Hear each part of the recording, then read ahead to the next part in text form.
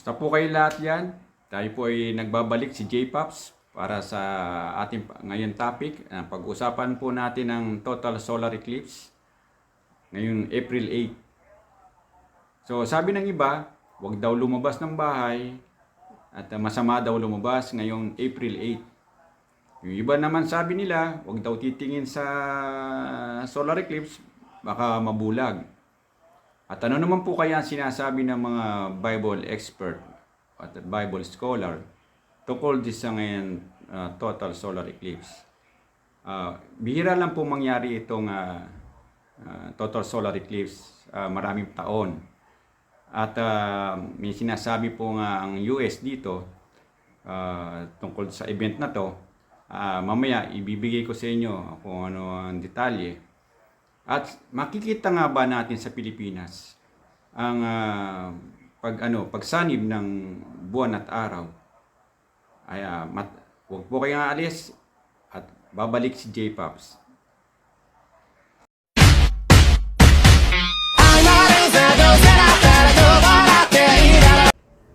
Nagbabalik po tayo kung mga ka-J-Pops. Bago po tayo magpatuloy sa ating topics, huwag po natin kalimutan, pahingi po ng konting like, support, and mag-subscribe sa aking YouTube channel, J-Pops, J-Pops Charity Idol Motovlogs. Maraming salamat in advance sa subscribe sa akin. Okay, tuloy po natin ang ating kwentuhan. So, nakakalungkot po na malaman dito sa Pilipinas na hindi natin makikita ang total solar eclipse. Ito lang po ay sa ibang bansa, sa United States, sa Mexico at sa Canada. Yun lang po, doon lang po siya makikita. So, hindi na po natin kailangan gumamit ng eyeglass, no? Dark eyeglass. Dahil hindi naman po dito makikita ang total solar eclipse. Makikita lang po siya sa mga bansang nabanggit ko kanina, US, Mexico, and Canada. Mag-uumpisa po na umaga po raw, no, ng total eclipse doon sa Amerika, sa tatlong bansang nabanggit ko. At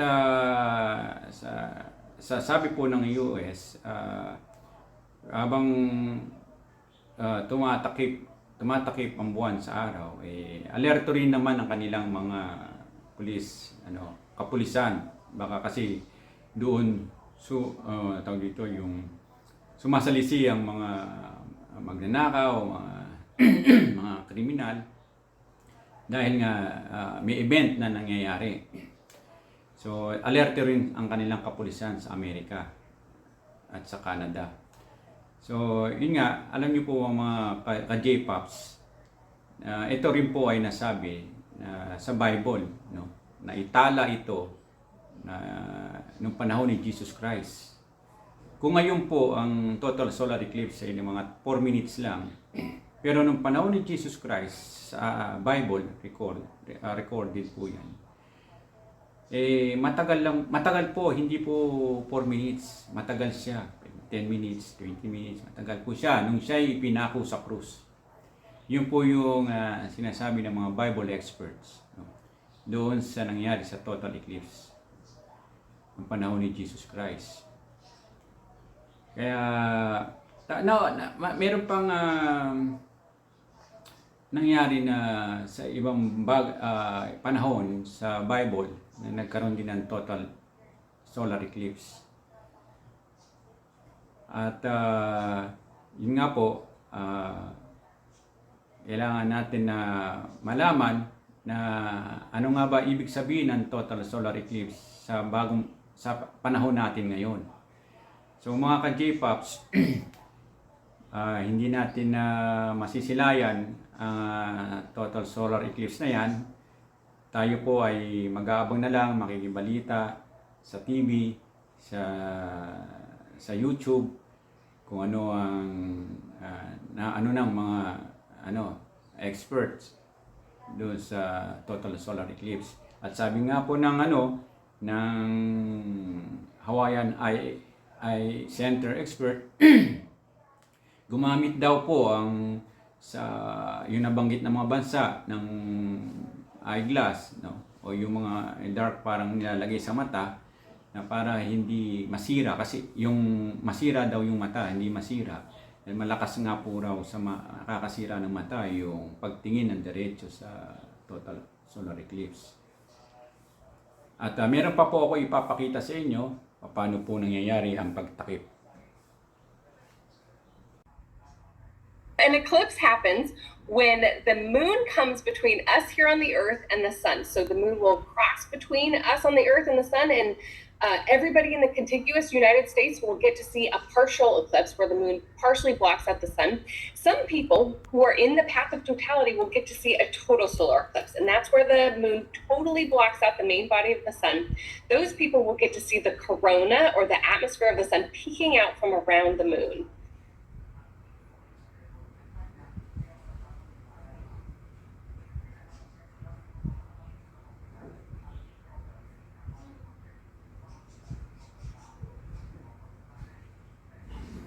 So everybody in the contiguous United States will get to see at least a partial eclipse where the moon partially blocks out the sun. There's a path of totality, though, that starts in Texas and it goes up north and comes out through Maine. And the people in the path of totality will get to see the main body of the sun totally blocked out. Total solar eclipse happens somewhere on the earth about every 18 months. But of course, most of the earth is water. It's not where people live. And so the fact that so many people live nearby the total eclipse or live in the partial phases of the eclipse, it just means so many more people will get to participate in this event.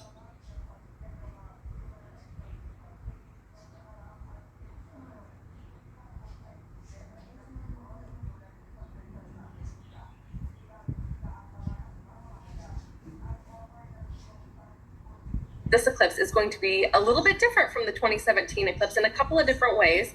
The first is that more people just live in the path of totality. That means they could just step out their front door and already be there to experience the total phase of the eclipse. The second thing is that the total phase of the eclipse, for those who are there, will last longer. So about 4.5 minutes for those right down the center of the total path of the totality. Whereas in 2017, even the maximum extent was only about 2 minutes. And the third thing is the sun goes through magnetic activity cycles. And right now we're in a magnetic activity maximum. That means that the corona, the part of the atmosphere of the sun that peaks out during totality, it's going to be very complex. And there's all this magnetic tangling and magnetic energy being released and magnetic explosions on the sun, more so now than in 2017.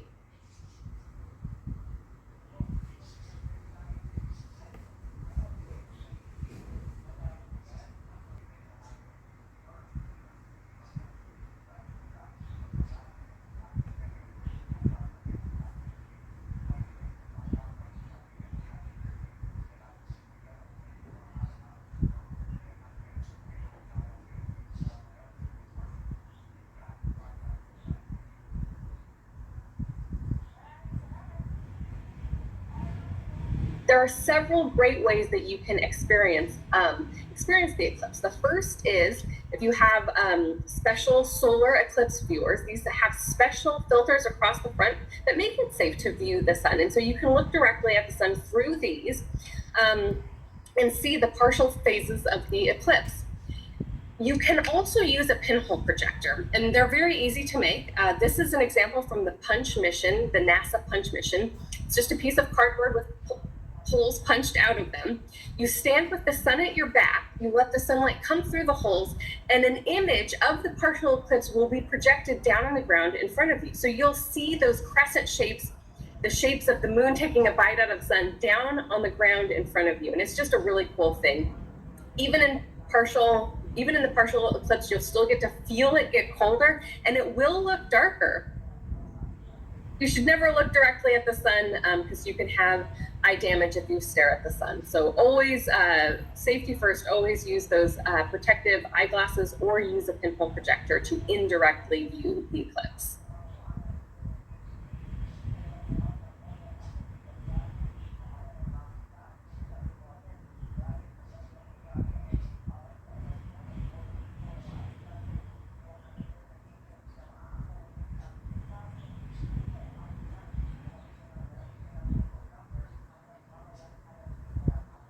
during totality, when we get to see the corona, the main body of the sun is totally blocked out, and we get to see this atmosphere of the sun, that is what I am so excited about, because the corona is the part of the sun that I study. And I study the corona and how that material expands outwards and fills our solar system. And so to get to see it with my own eyes is just going to be amazing. And I'm super excited about it.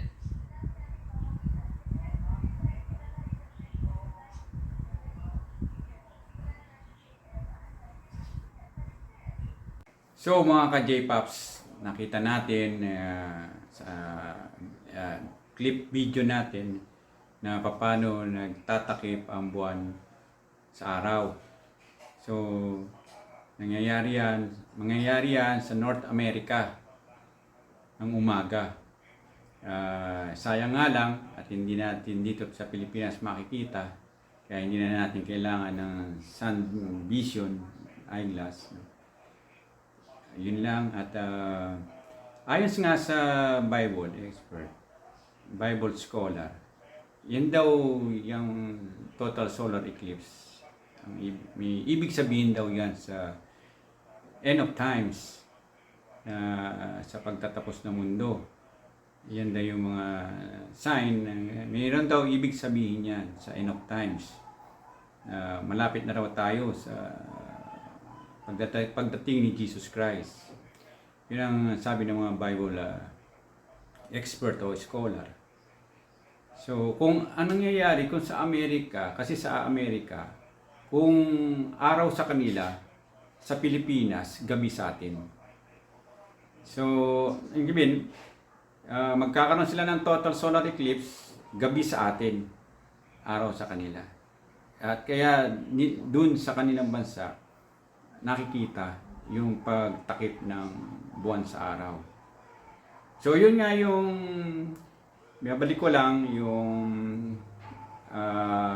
ano ng Amerika, yung pagwo-worry niya, mga pinaghanda niya ang kapulisan na ulitin ko lang yung sa mga kriminal baka samantalahin yung pag ano ng total eclipse. Sabang busy sa event yung mga tao.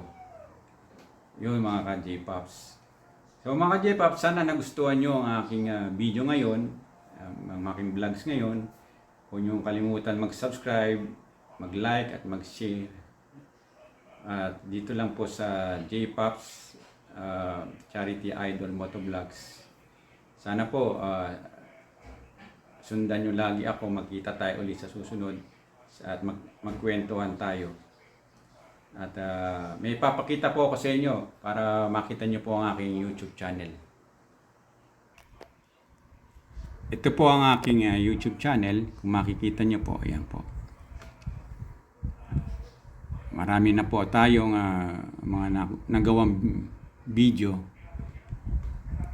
Kaya sana po mag-subscribe lang po kayo sa akin para sa iba pa nating iba-vlog. So mga ka-J-Pops, hanggang dito na lang muna tayo at hanggang sa susunod nating vlog at magkita tayo ulit. For now, thank you very much and God bless mga ka-J-Pops. Mabuhay kayo. God bless us. Thank you very much.